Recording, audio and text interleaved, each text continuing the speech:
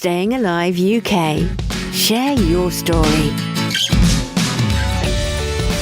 Hello and welcome to the Share Your Story podcast series, a business biography, their story so far. I'm Michael D. Groot and I'm your host. My purpose through this podcast series is to inspire you to take the next step towards your new business venture or indeed develop your existing business even further. I only interview business owners who employ less than 9 employees, and mostly they will be on their own. So let's get straight to it. And I'm really excited today to have with us Rob Ball. And before you hear from Rob, let me first of all give you a short introduction. Rob is a coach and consultant, mainly in people-related aspects of business, such as change leadership, teamwork, and leadership. Rob's career was mainly in senior HR roles, notably in MG Rover Group and GKN.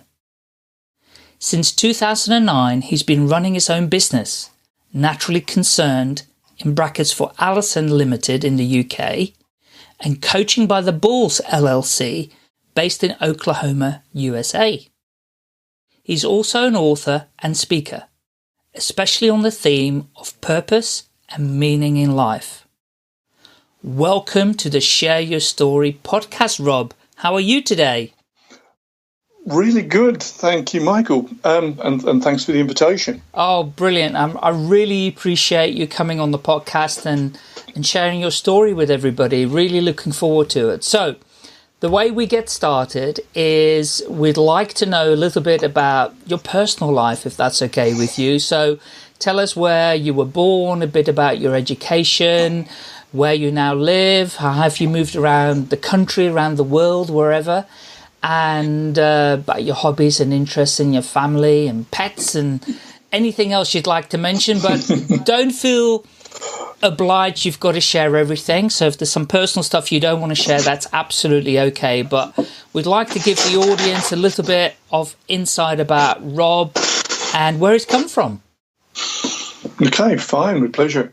Well, I was born in Birmingham, and I still live in Birmingham, so I barely escaped.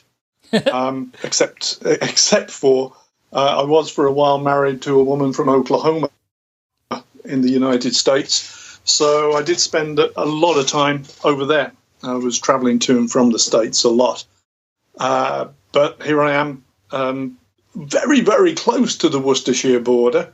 But I can't drag myself those extra few yards to leave the city. I was born in Cottridge, which is a place nobody's heard of. Born at home, which of course in those days was not unusual. No.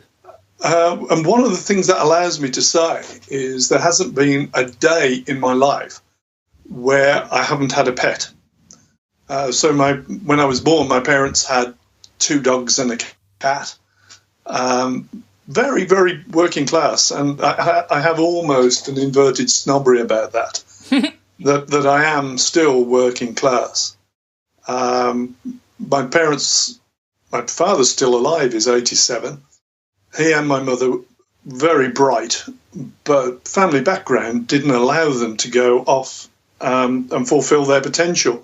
Both left school very early. My father became a motor mechanic, which was his passion. But when I was born, he got a job actually working on the track at Longbridge because the pay was twice as good as being a skilled mechanic, which I find a fascinating thing. In fact, he is very bright. And he did progress and went into management. I was the first person in my family to go to grammar school. So I went to Kings Norton Grammar School. It is no longer a grammar school. Thankfully, the system has changed. And from there, ultimately, to the University of Salford to read politics. Oh, wow. My choice of degree was very much around what interests me, therefore what am I more likely to graduate in, therefore what am I more likely to get a job. Well, that makes a lot of sense, doesn't it? Well, and it worked. Yeah. I became a graduate trainee in what was then British Leyland, and the whole career thing I'm sure we'll come to. I hadn't decided to come back to Birmingham. Being in Salford as a student, I could have stayed in the Manchester area or gone to Leeds or Bristol or anywhere else. Yeah. But got a job back here. Inevitably, I met and married and had a daughter, and life became more and more structured around the locality.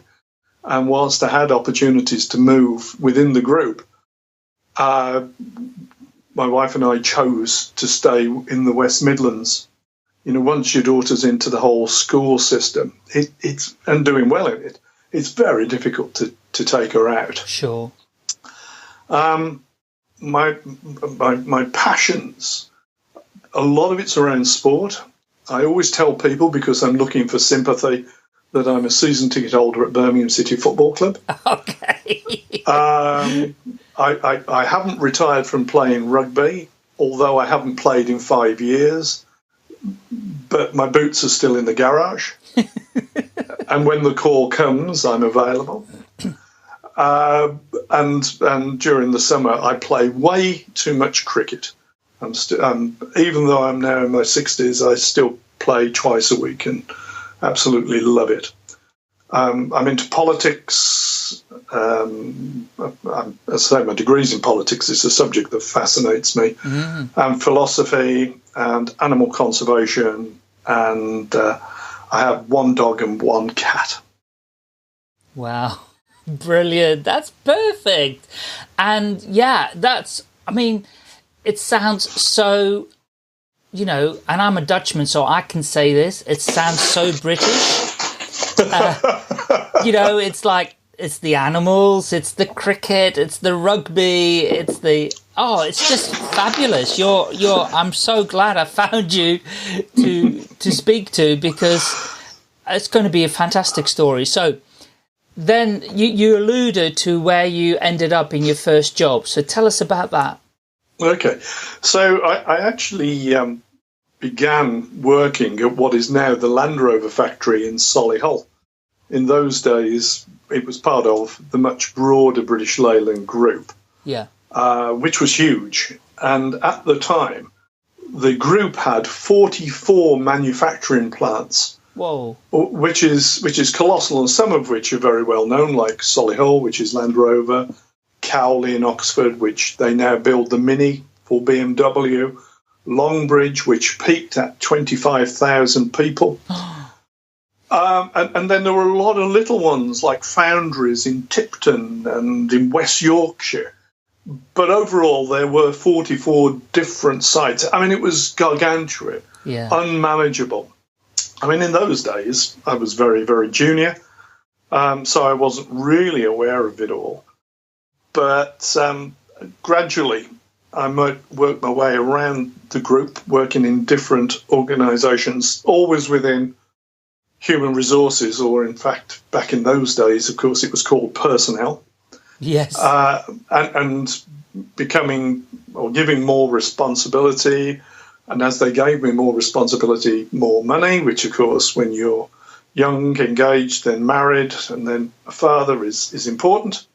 But it really was about the career.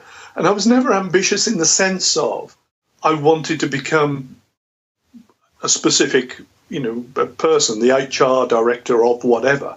But I am competitive. So if a job came up, I would compete for it. And, of course, it's all about results. You don't get anywhere unless you're delivering. So it went through a whole range of ownership issues. So it was predominantly owned back in the day by the nation, but then went to be part of British Aerospace, partially owned by Honda, into BMW, and BMW then jettisoning the business in 2001. And the element in which I landed was that which was called MG Rover Group, which survived until 2005 when it went into administration. Yeah. So that picture is one of a whole range of reorganisations, cost-cutting, slashing headcount, but simultaneously the organisation doing some fantastic work on people development, on training, on learning and development, and trying to, whilst reduce the number of people, upskill and keep some great people. And it was really against all the odds that it survived at all. And of course, we all know that Land Rover and BMW, not just surviving, but absolutely thriving. These are now major car manufacturers, world-renowned. Sure. And I worked within Land Rover in 1991. I was personnel director for the Land Rover powertrain business. So I've got experience of working in that environment. And the big difference between Land Rover and Longbridge was the pace. And the manufacturing process is so much slower. So the time to build a car is about 3 times longer at Solihull because of the complexity and size and everything else that goes with it than at Longbridge, which was banging out the vehicles. You know, production was king, bang, bang, bang, bang. What are the numbers this hour?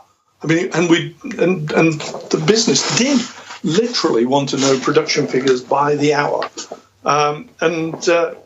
It's one of the lessons I've learned, that it's easy to focus on the wrong things. So the managing director was looking for hourly production figures, and if they were down at all, he was ringing the manufacturing director, who therefore had to know about every aspect of the operation every hour, and it drove down through the organisation. And so instead of actually spending time solving problems, improving processes, raising quality, everybody was just covering their backs. Oh, no. That's not a good place to be. Well, but of course the managing director was doing that because the board and ultimately the government was saying, how are things going? We need to know. Yeah. Give us updates. Yeah. So it's different. I'm not criticising any individual.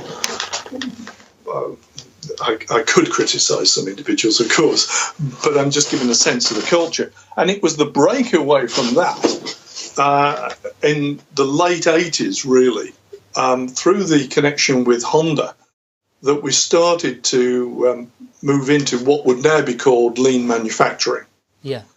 And that was breakthrough time. And the business did start to improve. Sadly, it was then, I said, it was taken over by British Aerospace. And to a large degree, British Aerospace sold off land. If you go back to my statement about the number of plants there were, number of sites there was a lot of land to sell. Sure. So they could optimise the whole cash position. And then they got rid of Rover Group as it was by then, as soon as they could. And BMW took it on. Fascinating. I was really lucky in that I spent a lot of time in Munich, particularly, but in Germany, because for a while I was the main interface between the Longbridge plant and the Munich manufacturing plant. We had what was called a sister factory relationship, and I was managing that relationship as well as my day-to-day job.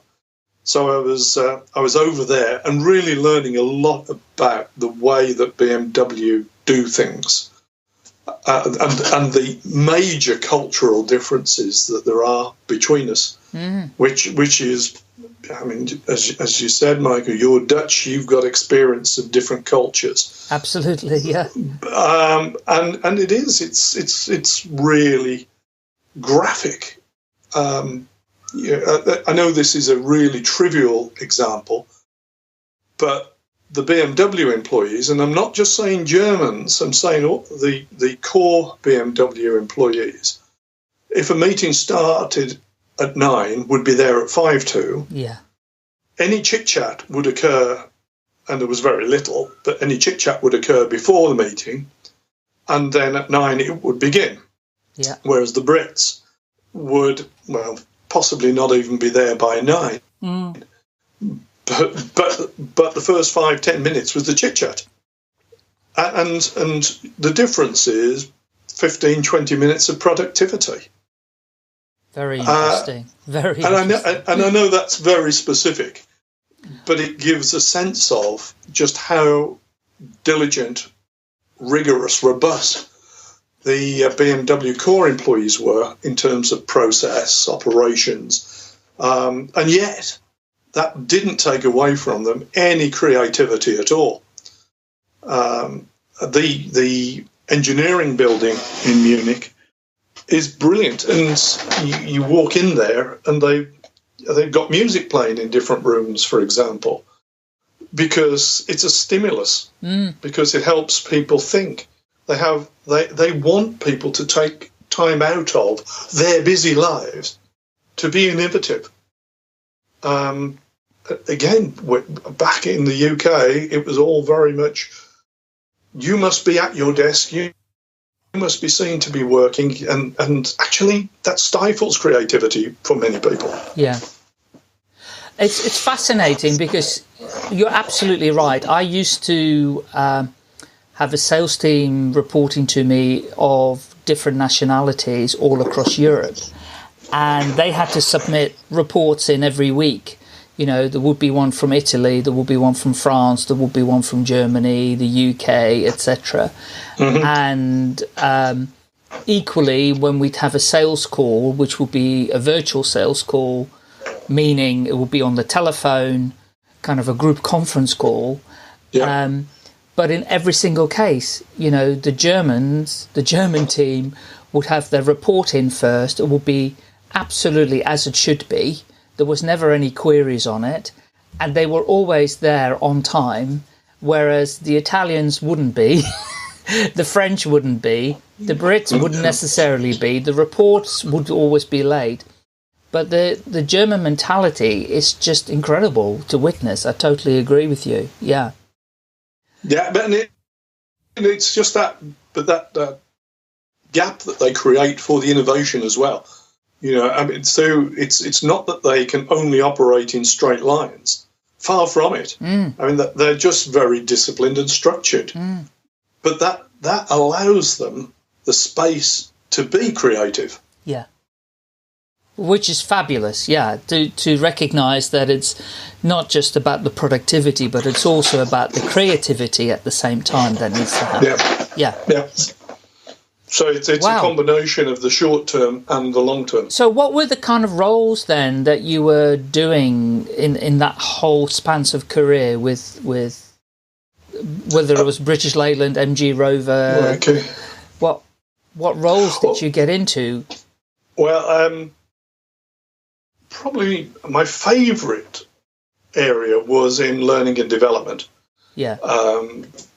So in the olden days, it would have been head of training. Yes. Thankfully, we moved on from that. Yes. But it was that sense of releasing the potential of people. And people have got so much that they can offer. I never went into personnel or HR because I like people. I went in because I'm fascinated by people. And we did an exercise, not scientific, where we asked people what they did in their private lives, outside of work. And as it happens, the first guy I asked was a storekeeper. And I checked, and he was a very competent storekeeper, but he arrived at 8 and he left at 5. Outside of work, he was a justice of the peace.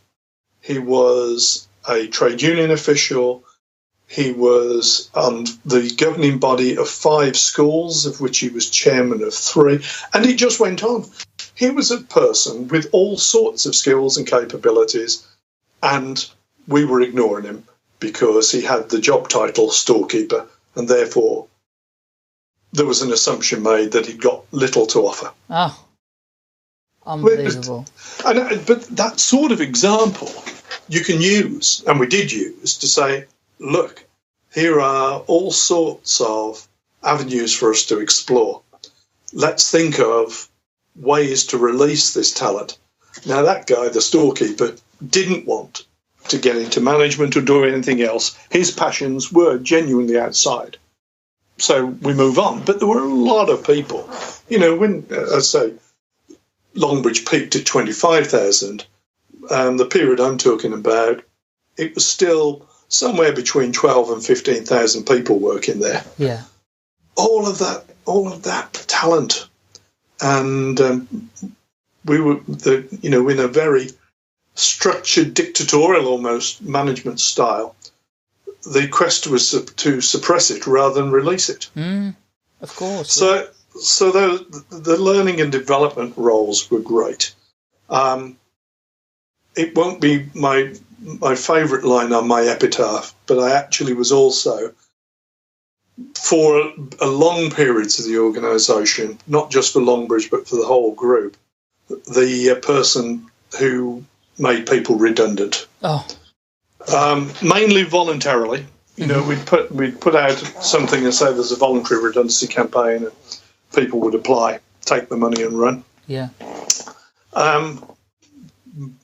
But we created a department called Skills Network in the early 90s, which was our internal outplacement department. But the whole idea was to help people not just find jobs outside of the group, but inside as well, but help them prepare for all of that.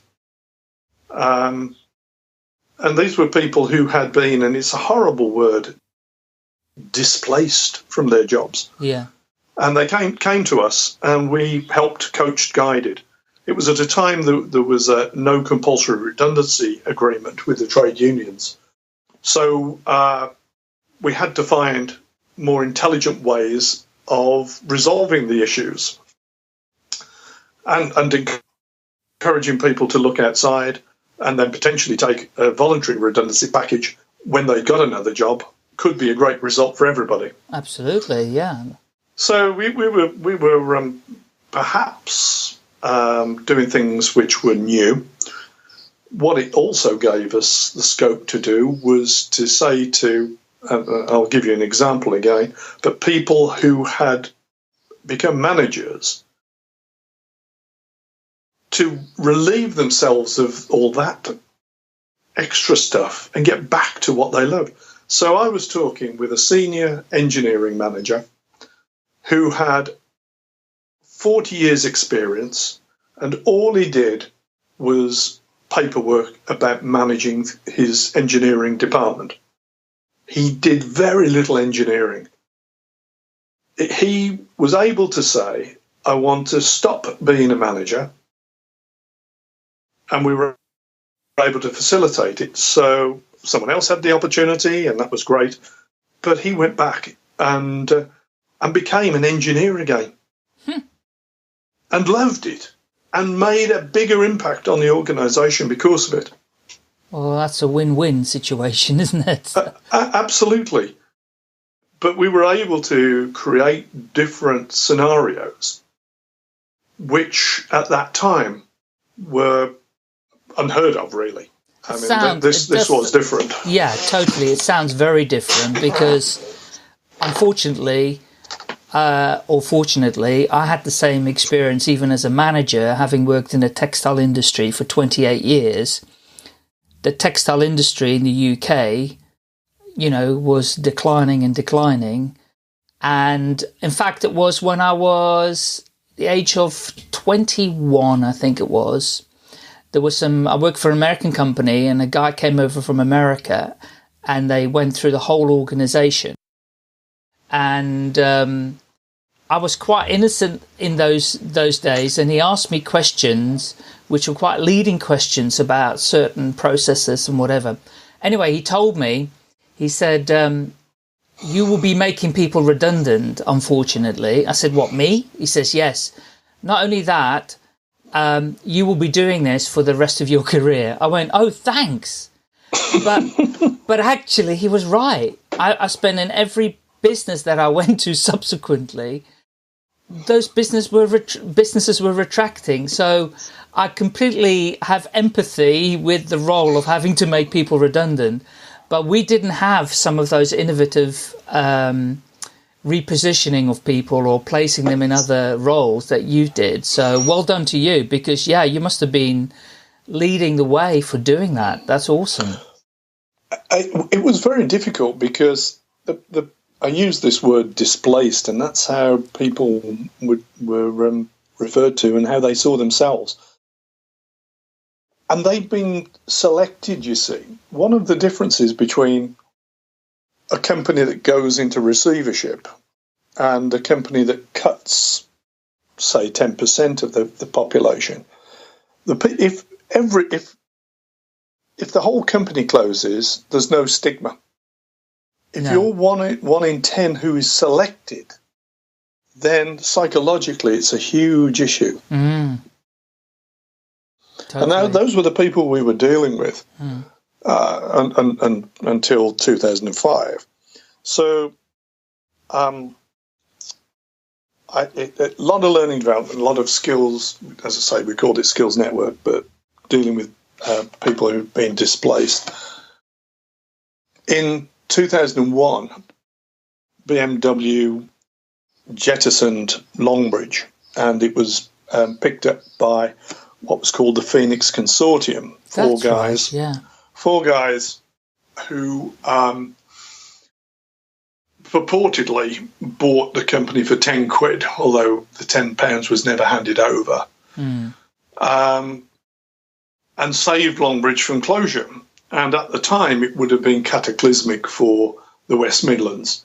And if nothing else, the fact that it survived for 4 years meant that the supply chain in particular could diversify, find other work, other customers, and weren't so utterly reliant on one business. Yeah. It was, in my career, the most fun. Suddenly, rather than have this huge bureaucracy that was a centralised Rover group, which passed on to centralised BMW, getting a decision made was incredibly difficult, because you'd have to convince everybody on the site, then take it to the headquarters were in Warwick, and if it was of a significant nature, then it would have to be referred to Munich. And then the decision would come back down the line, and with all of the politics and interpretations, and then that was all jettisoned, and we were able to make our own decisions. Yes.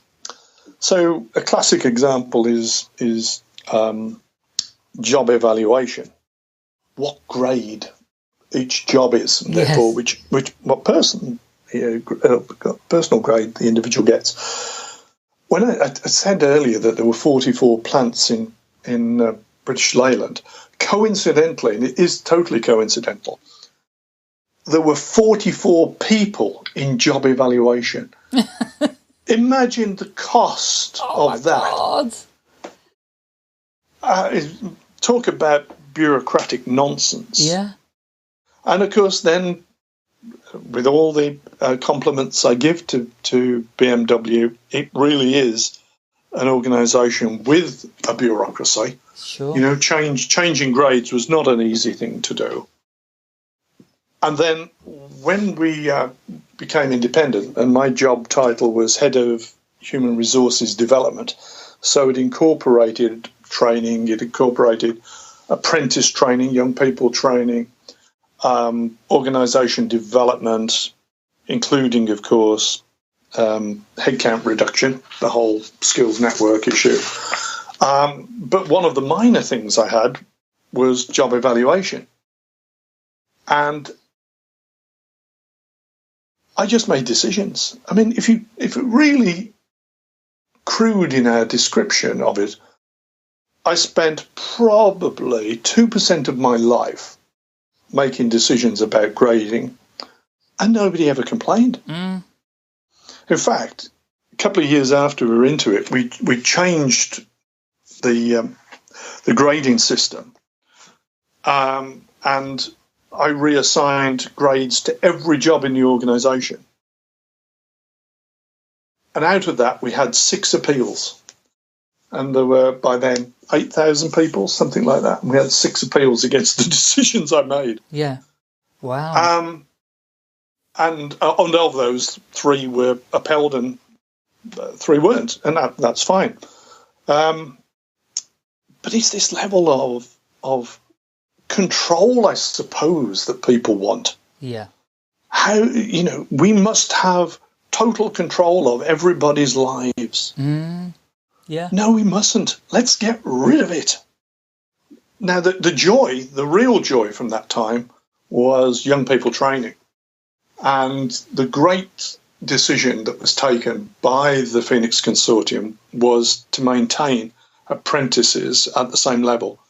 So we had 80 apprentices, which was wonderful. Yes. And we were then, of course, again, bit of bureaucracy, the government came to inspect.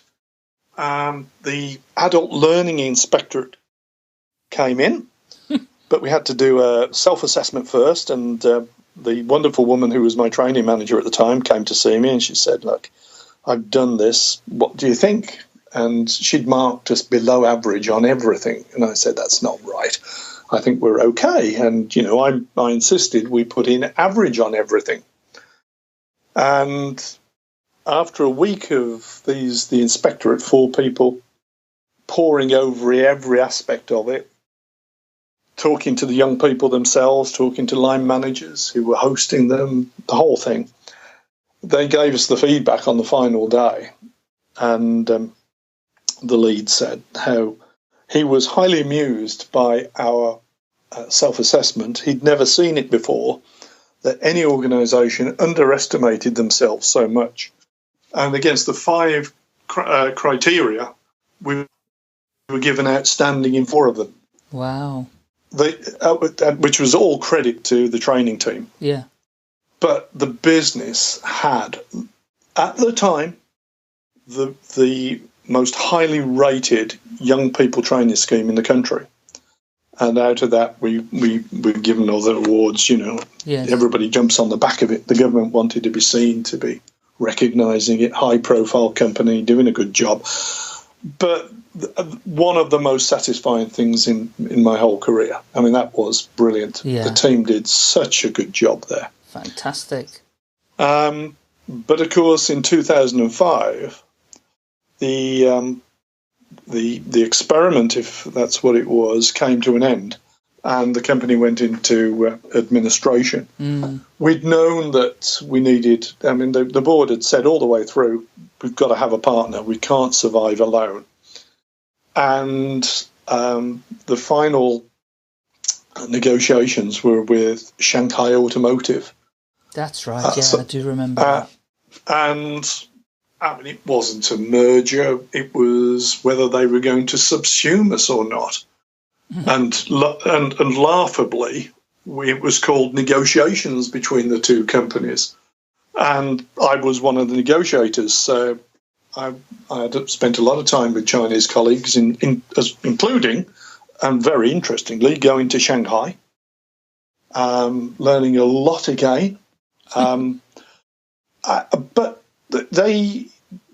they had a plan, and it didn't include a lot of the things we wanted to do. They wanted very low numbers of people. It was just basically going to be a what we would call a KD plant. So it's just an assembly plant. Yes. In the end, it didn't work because they were advised that the cost of redundancies, and particularly the cost of pension schemes, was too great. So they pulled out of it, which was the trigger for the company going into administration. And then, in a fairly circuitous way, Shanghai Automotive acquired the bits that it wanted. So it owns the brand. The small organisation, which is MG UK, based at Longbridge still, is owned by Shanghai Automotive. Right. Primarily, the people at Longbridge now are engineers and salespeople, and they've got some really talented designers in there, many of whom did work for MG Rover back in the early 2000s. But then the administration process was fascinating. So I was incredibly lucky on a personal basis because the administrators needed me, because of the role I performed, to support them. Yes. So a small number of us were retained. And in fact, I was retained until the end of the year. It went into administration in April. I left in the December, having been paid for 8 months, for which I'm immensely grateful. Having come to terms with the whole issue, because the people who were guillotined in April, it was just this huge shock. Well, I was very busy. I was doing some interesting things. I was learning a lot. And just becoming acclimatized, if you like. But and the third thing was, of course, within that period, I found myself another job. So I had this seamless exit and move into being HR director of one of the GKN businesses up in Telford. Brilliant. But incredibly lucky. Yeah. Of course I was. Yeah. Wow. Oh, wow. You just gave us some fantastic insight because, the whole British Leyland story is such a famous story in this country. And so thank you for that insight in terms of what's happened and that journey that you took, somebody in that organisation with all the changes that happened till unfortunately it not existing anymore. Wow. So, okay, GKN then. GKN, brilliant organisation, automotive and aeronautical supply chain, level 1 supplier. Today they employ about 46,000 people worldwide. GKN stands for Gestkeen and Nettlefolds, which has probably gone out of the memory of most people. But we used to have our school sports. When I was at primary school, our school sports day was on one of the GKN plant sports fields. So it's sort of been in my life all the way through. So it was a little bit of irony that I should go up there. Yeah. Manufacturing plant, turnover 120 million, employed 1,800 people. Very old school. Very old school. Yeah. The managing director, nice guy, but was a manufacturing guy out of the 1980s. He retired actually halfway through my time there. And the guy who came in, a guy named Steve Norgrove, who I will happily and readily give a name check to because he is one of the most decent human beings I've ever met and probably my best ever boss. I mean, somebody who was so professional but so compassionate. Just a great man. I say that with a lot of passion, not least of which because it was during my time there that my wife Alison fell ill and ultimately passed away. And the levels of support that I got from Steve were beyond my expectations. Oh, that sounds great. However, it was a life-changing event. And I told Steve that was it. I was changing my life. I was leaving. So it was ironic that I left the best boss I've ever had. Yes. But I knew I had to change. But what I didn't do was just give my 3 months' notice and walk away. I stayed for about nearly another 12 months. Yeah. Whilst we found my replacement and bedded him in, and Steve had been so good to me. There was no way that I was going to then let him down. No. But I did want out, and that was the catalyst to setting up my own business. Oh, wow. people think I must have got a package. In fact, I just resigned. Sure. It's just I walked away. Yeah. Mid-50s, and set up a company called Naturally Concerned, brackets for Alison, so in memory of my wife, with my co-directors being my daughter and Alison's brother, my brother-in-law, Gregor. Yeah. Human resource consultancy. The first thing I did was, with my daughter, write a book called Africa, Animals and Alison, which was really a tribute to my wife, about the safaris we went on. You know, here am I saying, I'm an inverted snob, I'm working class, and then I write a book about all the safaris in Africa I've been on, which is counterintuitive, isn't it? But you can imagine that was immensely cathartic for me. Yeah, of course. But when I stepped out, I said I wanted two things: variety and fun. And actually, I think they're the same thing, really. Yeah. But the great thing for me has been the different organisations with which I've worked. So, yes, I still do some work with manufacturing companies, of course, but Professional Golfers Association, CBSO, doctor practices, care homes. I mean, it's been a joy.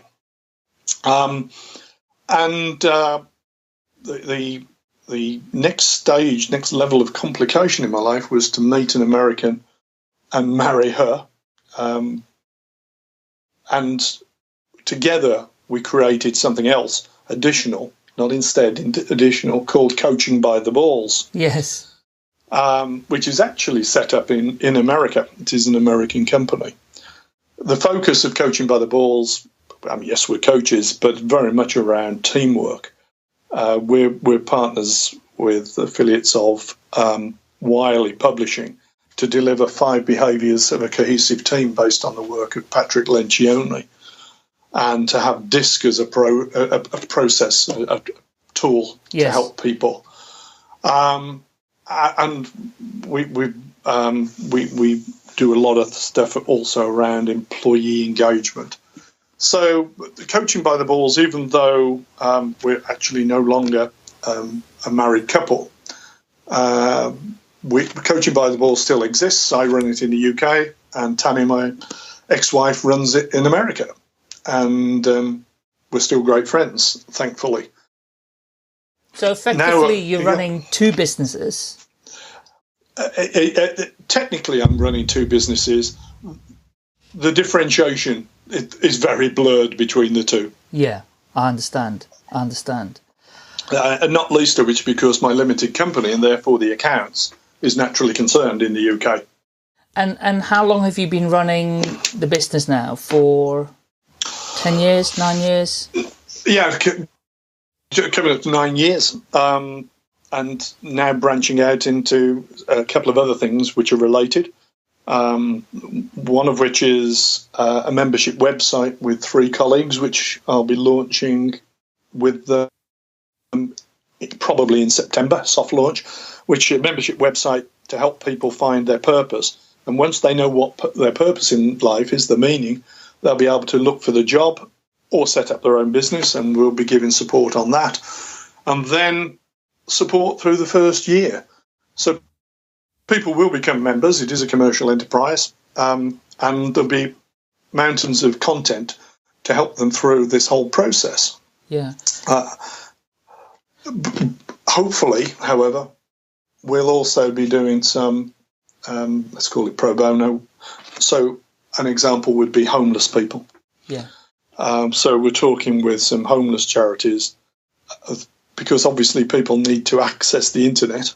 So can they support that? And if they can support it, then we will make it membership of the website. We'll make it free to them. Brilliant. So that's perfect actually, because this podcast is aimed at people who are, trying to decide what to do. They're sitting on the fence whether to start their own business or not, and they're wondering, what do I do? How can I get inspired? And this is what the purpose of this podcast is, to listen to people who have been employed, maybe even for a long time in certain companies, and then decide to set up their own business. So in helping people find the purpose, so we definitely would like to include a link in the show notes for this, so that people can find you, so that they can discover their purpose and decide to move or start their own business. So perfect. That blends in really nicely with what we're trying to do here. Excellent. I'm particularly stimulated by this whole idea by an experience I had last year where I decided to jump on trains and go around Britain for a week. I went by train because I'm an 11-year-old, really, and I love trains. But it gave me the opportunity to just talk to people. I'd realised I was getting angry about things that don't matter. And I was working my way through that, helping myself. But having established I knew what doesn't matter, I wanted to go and find out what people thought does matter. Yeah. And, the most powerful message I got back was this thirst that people have to find fulfillment, to find meaning and purpose in their lives. And the process I went through, the analogy I give is like with a computer. I rebooted myself. Yeah. And I am going to create an aspect of the coaching business called rebooting, specifically to help people think about the deep matters, what really it stirs them, what really motivates them, what really worries them, where they need to be focusing. And there are some people who know exactly what's right for them, and a lot of people who I would describe as compromising, who maybe for logistical, financial, relationship reasons aren't pursuing their dreams, but are, as I say, compromising. They're doing things to get them through. But through to what is my question? Yeah. Where do you want to go? Why are you doing these things? And the thing is, often people don't really know either, because we're programmed by the system to do exactly, get into the system, the education system. Then, once you've done the education system, you've got to find a job. Once you find a job, you've got to buy a mortgage. And a house, and you just have holidays, and that's it. And then you have a family, and so there's a lot of people in the system not believing that they can do something different than the system. And I've been there. You've been there. Lots of people are there. So listen, we could have a really amazing conversation about lots of this because I love this. I've got a couple more questions I would love for you to reflect on, and that is running your own business.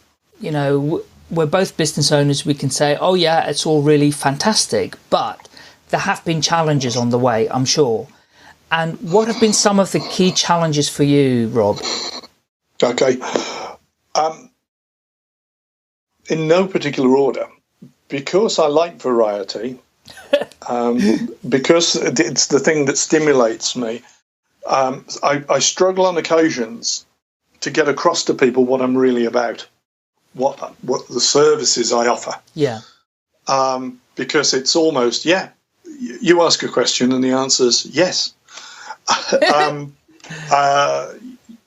I don't want to do some things, and so I made some decisions early on that, for example, I won't work for a tobacco company. Yeah. Many people wouldn't. That's one example. I won't work with people I dislike.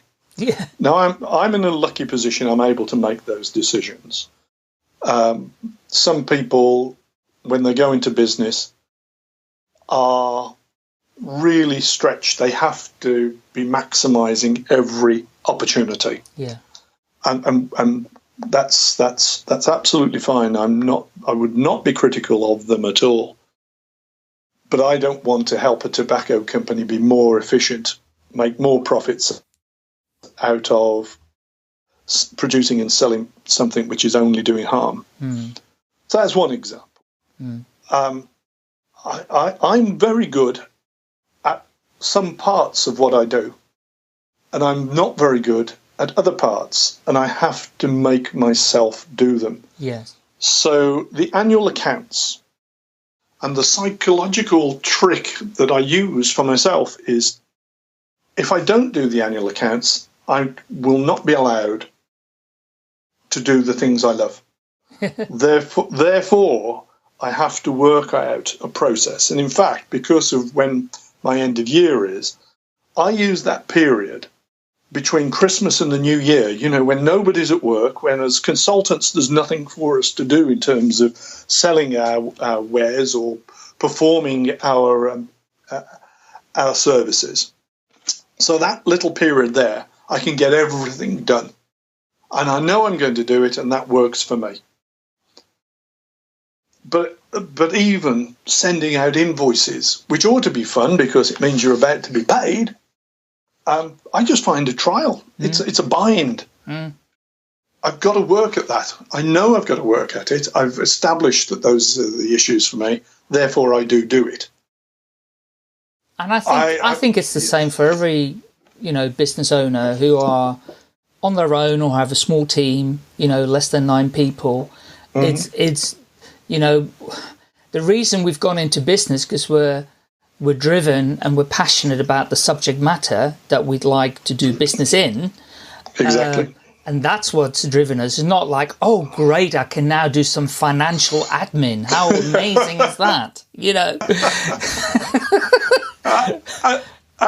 the other side is, you start off, and this is the same in any business, whether you're in the corporate world or on your own, but it's the impact is more graphic when you're on your own or in a very small organisation. People say that they're going to do things and then don't. Yes. Yes. And so I've had one or two, and literally only one or two, people reneging on paying me. Yeah.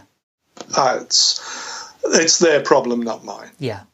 It hurts, nevertheless, but it's part of the thing is, you have to put some sort of systems in place for that. And I had to learn the hard way too. And even with suppliers, I've had to learn the hard way. And the thing is, now for me, it's like 50% upfront and 50% on completion. So at least I know I'm going to be paid at least 50% of the project. Yeah.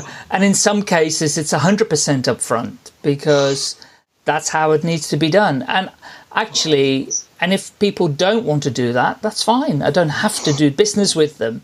I'd love to do business with them, but if they can't meet my terms of payment, then, because I'm a small business, I can't live on 30, 60, 90-day terms. It just doesn't work. But the reverse or obverse of that is the fantastic people you do work with. Yes.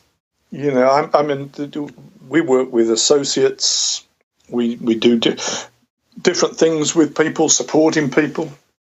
There's no ego in this, If I work with somebody because their client needs something that I offer, it remains that person's client. Yeah. I'm not looking to get in and steal from them. I mean, my principles and integrity are way more important than doing, a day's work for some client I've stolen. Why would you steal from somebody who you like, who you've enjoyed working with? Totally. Yeah, totally. Okay. So last main question, and that is, if there was one bit of advice you would give aspiring business owner, what advice would that be? Enjoy it is the simple truth. And if it stops being enjoyable, stop doing it. As you said a moment ago, we're passionate about the things that we do, about the services we provide, about the results we can help organizations achieve. If that isn't enough, if the processes we're following isn't enough, if it suddenly feels like it is a chore, you're not bouncing out of bed. I'm lucky. I wake up in the morning and I'm excited about all the things that are going to occur in the day. As it happens, I'm woken up most mornings way too early by something small and furry. But that's a different debate. But even then, my dog wakes me up and he is thrilled, truly thrilled that the day is about to begin. Yes. And it's a wonderful example. If I'm not feeling a level, maybe not the same excitement he is because he's only 8 months old, but if I'm not feeling a level of excitement about what am I going to do today, I need to think it through. Yeah. I need to really think it through. And that's not saying stop. It's not saying put in jeopardy your mortgage, the loans, the whatever. It's saying think about it. Go back perhaps to first principles. Think about the services you're offering. Think about the people with whom you're working. But be passionate. If that passion's not there, love it. Just think again. Find it again. Essential. Rob, thank you so much for your time. And the final question is then, how can people get in touch with you? Where would you like them to find you? Which social network or website? Share some details, and I'll include them in the show notes anyway, but just shout it out. Okay. So I'm on LinkedIn, and easily found under both Naturally Concerned and Coaching by the Balls. My email address is as simple as rob.ball@naturallyconcerned.com. I'm on Twitter as @natconcerned, and on Instagram, not really as me, it's Why the Dog. The boy has his own Instagram account. Brilliant. Okay, fantastic. I will include all of those details so people can find them in the blog post and in any other details on Apple Podcasts, etc. And thank you so much for your time today. Absolutely loved speaking to you, listening to you, learning from you. And I hope we've inspired some people to get out there. And one last question then. Your new project. It's called Work Horizons, it's called. Work Horizons. And is there a website for that yet? Yes, is the simple truth. But in a very early formative stage, it will be operational from the 1st of September.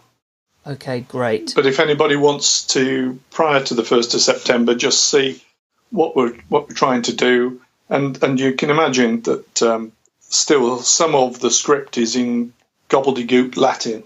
I mean, it really is in that sort of early form. Got you. But yeah, we're going to be hopefully making an impact. Small impact, but every person who finds a job through our support means it's been worthwhile. Fantastic. Rob, really appreciate your time again. And absolute pleasure. Hopefully we will see each other very, very soon again at a networking event or for a coffee. Have a fantastic day and see you soon. Kind of you to invite me. Thanks. Bye. Bye. Staying Alive UK. Share your story.